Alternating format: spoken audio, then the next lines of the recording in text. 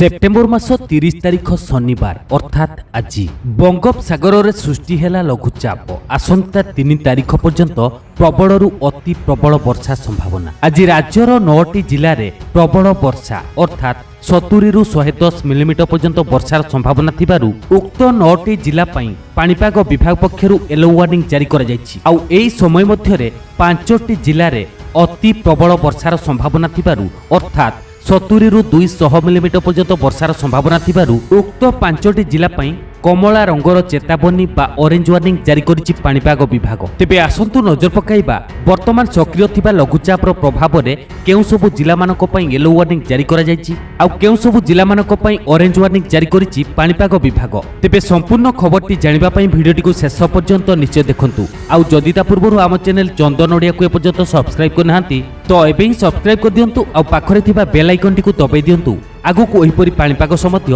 अधिक अपडेट खबर सर्वप्रथम जानिबा पई। तेबे बंगोपसागर में सृष्टि होइतिबा घूर्णिबलय प्रभाव में उत्तर पूर्व संलग्न पूर्व केंद्रीय बंगोपसागर अंचल में गतकाली एक लघुचाप क्षेत्र सृष्टि होइछि। आउ एही लघुचाप क्षेत्रटी आज आहुरी घनीभूत होई एक सदृश लघुचाप परिणत होबार संभावना रही। आउ एहा परे एहा उत्तर ओडिशा आउ पश्चिम बंग उपकूल मुहा हेबो बोली आंचलिक पाणीपाग विज्ञान केंद्र पक्षरु सूचना मिलिछि। आउ सेपटे अरब सागर रे मध्य एक लघुचाप क्षेत्र सृष्टि होइछि। फलरे आज ठारू राज्य में प्रबल अति प्रबल वर्षार संभावना रही। तेबे वर्षार विस्तृति आउ परिमाण आसंता 3 तारिख जाए अधिक रहिबो। आउ अक्टोबर 1 एवं 2 तारिख मध्य राज्य में प्रबल वर्षार संभावना रही। तेबे आसंता 24 घंटा मध्यरे अर्थात अक्टोबर 1 तारिख सकाळ 8:30 सुधा राज्यर सुंदरगढ़, देवगढ़, सम्बलपुर, अनुगुल, ढेंकानाल, कटक, केन्द्रापड़ा, जगतसिंहपुर आउ खोर्धा एही 9टी जिले में 70 ରୁ 110 मिलीमीटर पर्यंत वर्षार संभावना थिबारु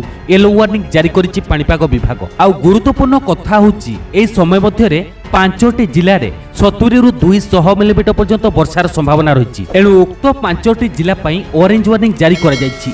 से सबु जिला गुड़िक हला केन्दुझर, मयूरभंज, जाजपुर, भद्रक आउ बालेश्वर।